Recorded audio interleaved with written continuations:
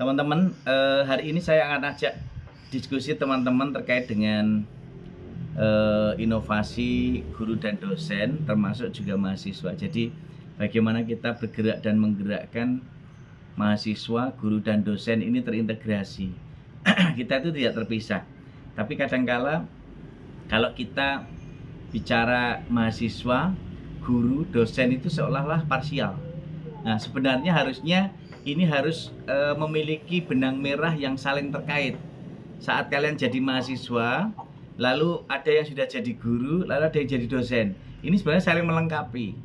Saling melengkapi dari filosofi sebagai guru yang selalu saya katakan bahwa profesi guru dan dosen itu mulia dunia akhirat gitu ya.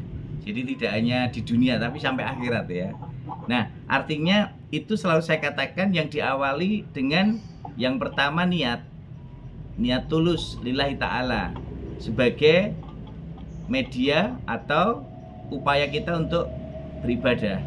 Nah, maka kalau itu yang kita lakukan, upaya itu, maka kita tekankan dengan yang sering saya sebut teman-teman sebagai PLT, yakni pekerja lillahi ta'ala. Pekerja lillahi ta'ala. Jadi betul-betul yang pertama itu lillahi ta'ala dulu. Faktor ikhlasnya itu muncul dulu. Jadi tidak ada faktor grundel, suruh berangkat pagi agak gimana, suruh kalau dosen mungkin untuk daftar hadir fingerprintnya nggak pagi-pagi ya Mbak Pinaka? Pagi juga ya? Oh pagi juga. Oh iya, dari Mas Roni pagi juga ya? Oh iya, berarti kan itu ketertiban bersama, baik yang PNS maupun yayasan ataupun di kelembagaan mayoritas kan pagi. Tapi kan itu kalau kita niati dengan ikhlas tadi tidak ada beban, semuanya akan terasa ringan. Meskipun mohon maaf belum sempat sarapan kan gitu ya. Nah, sehingga sarapannya nanti setelah fingerprint kan gitu. Nah, artinya apa? Langkah pertama ini yang harus kita luruskan. Niat tulus kita untuk bisa betul-betul mampu memberikan kontribusi itu akan nanti terwujud dalam bingkai ruang yang kita lakukan baik di sekolah maupun di kampus kita. Dimanapun Anda bekerja, dimanapun Anda mengabdi, kuncinya ikhlas lillahi ta'ala itu yang harus dibangun. Nah, kalau itu sudah langkah pertama, maka langkah kedua teman-teman harus bisa melihat di mana kelembagaan kita berada. Lembaga tempat kita mengabdi itu juga punya kebijakan yang berbeda-beda. Baik kebijakan dalam bidang akademik maupun kebijakan non-akademik maupun kebijakan fiskal, keuangan. Artinya teman-teman dari sisi akademik kemudian non-akademik tentu antar lembaga juga berbeda, antar instansi juga berbeda. Maka ketika itu kita kuatkan dalam sebuah kelembagaan, tentu nanti bisa menjadi salah satu bagian penting untuk kita lihat bersama-sama, apalagi di era teknologi. Maka kemarin ketika saya tuliskan kita menjadi guru dan dosen generasi Z, ini sangat penting menurut saya, kegelisahan yang tentu kalau mungkin seusia teman-teman masih terlalu agak dekat ya. Kalau Pak Romadi sudah sangat jauh sekali, artinya posisi Pak Romadi eranya kolonial, lalu teman-teman milenial, kalau yang dihasilkan nanti teman-teman ini adalah anak-anak generasi Z kayak gitu. Sehingga posisinya kita harus betul-betul melihat 5-10 tahun yang akan datang itu betul-betul menjadi generasi yang mampu menunjukkan sikap toleran, multitasking, dan juga melihat visi ke depan. Nah, ini penting karena teman-teman yang diciptakan atau yang dibangun saat ini, calon guru, calon dosen ini bukan saat ini, tapi mereka akan mengajar 5 tahun, 10 tahun, 15 tahun yang akan datang. Nah, gitu ya. Jadi kenapa Pak Romadi selalu melihat jauh ke depan? Karena ini menjadi bagian penting. Nah, sebagai contoh gini, mengapa Pak Romadi membuat kanal YouTube M. Rohmadi Ratulisa? Itu bagian dari kegelisahan Pak Romadi ketika pandemi kemarin. Pak Romadi ada keterbatasan, tidak bisa bertemu dengan mahasiswa. Ketika mereka tanya satu, kadang posisinya satu terjawab, satu belum terjawab. Karena kondisi juga waktu, karena kesibukan juga aktivitas yang bertumpuk-tumpuk. Nah, akhirnya Pak Romadi mencoba mengikuti dunia mereka. Dunia mereka ternyata kan dunia digital. Maka Pak Romadi membuat kanal YouTube M. Romadi Ratulisa, sehingga beberapa materi yang saya unggah di sana, meskipun tidak sesempurna generasi milenial ataupun generasi Z, paling tidak mereka bisa bertemu Pak Romadi, menyimak apa yang Pak Romadi sampaikan 24 jam, dimanapun, kapanpun, tanpa ada kendala. Kalaupun tidak bisa menyimak saat perkuliahan, nanti di sela-sela waktu. Kalaupun belum di sela-sela waktu, ya minimal tahu bahwa materi itu ada di kanal M. Romadi Ratulisa. Meskipun mungkin membukanya kelak kemudian hari setelah punya kuota kan gitu. Sehingga proses itu menjadi titik temu Pak Romadi untuk bisa mencari solusi terbaik bagaimana bisa memfasilitasi mereka. Sehingga kalaupun sekarang ada Mbah Google, jangan pernah Mbah Google itu dijadikan lawan, tapi harus dijadikan kawan, ya.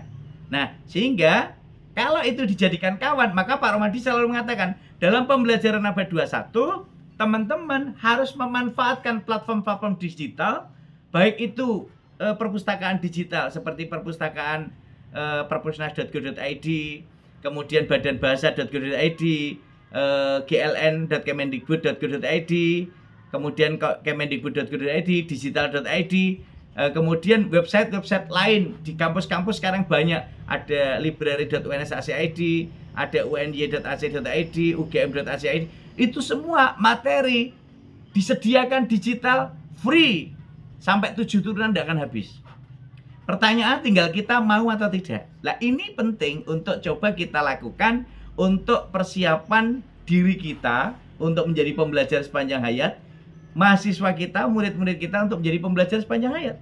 Sehingga kalau itu kita integrasikan terus-menerus, maka terjadilah kesinambungan antar individu, antar mahasiswa, antar guru, antar dosen. Nah, kenapa Pak Romadi tadi katakan kenapa Pak Romadi katakan bahwa teman-teman harus bersinergi antara mahasiswa, guru, dosen. Nah, saya selalu mengatakan, mohon dimaafkan juga, saya selalu katakan, kalau Pak Romadi yang sampaikan itu ada yang keliru, tolong Pak Romadi diberikan koreksi, ya. Jadi inilah pentingnya komunikasi antara murid dengan guru, antara mahasiswa dengan dosen. Karena Pak Romadi juga manusia biasa. Ada salah khilafnya, ada lupanya. Jadi kalau ada yang kurang dikoreksi agar tidak menjadi ilmu yang salah. Artinya kalau jadi ilmu salah kan, misalnya kalian terima terus disampaikan muridnya lagi, kan salahnya berkepanjangan. Lah, disinilah fungsi kita untuk saling mengoreksi, untuk saling menguatkan. Jadi jangan merasa ketika sudah jadi dosen, jadi guru, merasa paling super, paling pinter. Tidak. Kita sebenarnya bermitra. Bermitra untuk belajar, bermitra untuk diskusi, bermitra untuk berbagi, bermitra untuk saling memberi. Nah, disinilah fungsi kita sebagai guru dan dosen, sebagai fasilitator, sebagai motivator, sebagai penggerak yang nanti akan menginspirasi, memotivasi mahasiswa dan murid-murid kita. Nah, oleh karena itu, teman-teman, saya kira teman-teman ini harus betul-betul menjaga marwah sebagai guru, marwah sebagai dosen, dan menghargai murid-murid kita sama mahasiswa kita. Saya yakin teman-teman ini kadang juga merasa agak gimana melihat anak-anak kita yang kadang motivasinya tidak seperti motivasi teman-teman saat belajar dulu. Tapi mohon maaf juga loh ya. Bisa jadi malesnya anak-anak kita atau kurangnya yang menjadi dalam tanda petik kegalauan dan kegundahan kita tadi. Kok kalian tuh kalau disuruh mengerjakan tugas tidak segera-gera? Bisa jadi itu turunan dari bapak dosen, guru, ibu dosen atau bapak ibu gurunya juga loh. Jadi jangan dikira kalau mereka itu, loh teman-teman dulu kan yuk, kita kan manusia biasa, kadang ada pas malesnya, ada pas gotangnya, gotang apa ya, maksudnya blanknya, blank kayak teman Mas Eko kon kuliah malah turun engkos, udah ya, itu ya wajar manusia biasa. Mas Apri ini suruh kuliah malah main game, ya. Artinya itu kan ya manusia biasa, ya wajar. Jadi maksud saya inilah koreksi bersama bahwa sinergisitas kita itu harus dibangun, sehingga pada tataran diskusi keilmuan nanti dikembangkan pada tataran pengembangan diri. Misalnya sudah jadi guru, masih kolaborasi. Mas Roni dengan mahasiswanya dulu yang di S1, oh ternyata kolaborasi nulis yang sudah jadi guru. Nanti pengembangannya kan itu menjadi aspek-aspek yang terus berkelanjutan. Maka saya selalu mengatakan begini, mahasiswa-mahasiswa bimbingan saya itu selalu saya minta untuk dikembangkan berkelanjutan benang merahnya. Kalau kalian memang menekuni dunia linguistik, dunia pragmatik, dunia linguistik fungsional, ayo disambungkan teori-teori yang memang kita kembangkan. Kenapa Pak Roni buka ruang-ruang kesemestaan dari linguistik, pragmatik, kemudian psikopragmatik. Ini harapannya nanti berkembang terus sehingga ada kesinambungan, ya. Nah, disinilah yang tentu harus kita bawa teman-teman sebagai guru, dosen abad 21 harus mau dan mampu bergerak dan menggerakkan sayap-sayap kemestaan untuk anak-anak didik kita, murid-murid kita, mahasiswa kita, dan masyarakat lingkungan kita. Sehingga kenapa saya katakan bahwa masyarakat terkecil itu adalah keluarga, guru terdekat adalah bapak dan ibu kita, lalu kita bergerak ke langkah selanjutnya di sekolah, TK, SD, SMP, SMA, perguruan tinggi, bersama guru dan dosen mereka jadi orang tua kedua. Uji publiknya, hasil dari orang tua dan sekolah ini kita masukkan ke masyarakat sebagai laboratorium kehidupan. Nah, disitulah akan diuji ketepatan apa yang mereka dapatkan, ketepatan yang mereka gunakan itu diuji oleh masyarakat.